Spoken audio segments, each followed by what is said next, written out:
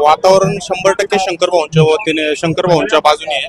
पूर्णपणे पॉझिटिव्ह वातावरण आहे. शंकर भाऊ 100% विजय होतील, याच्यामध्ये काही शंका नाही आम्हाला. काय विश्वास वाटतो? आपण पाहतो आता जोरदार प्रचार सुरू आहे. फडणवीस साहेब प्रचारासाठी आलेले, काय वाटतंय? शंकर भाऊंचा प्रचार हा उत्स्फूर्तपणे प्रचार चालूच आहे. शंकर भाऊंचा प्रचार आणि फक्त घरोघरी गाठीभेटी चालू आहेत त्यांच्या. प्रत्येक प्रभागामध्ये पर्सनली शंकर भाऊ लोकांची गाठीभेटी घेतात. 23 तारखेचा काय निकाल असेल? 100% शंकर भाऊंच्या बाजूने निकाल लागणार.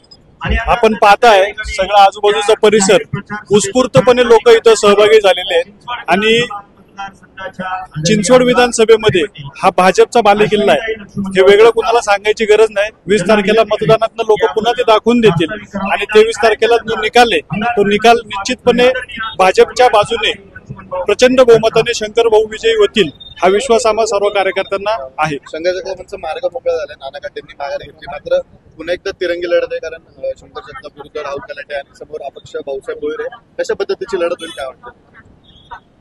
ही आमच्या दृष्टीने एकतर्फीच निवडणूक आहे.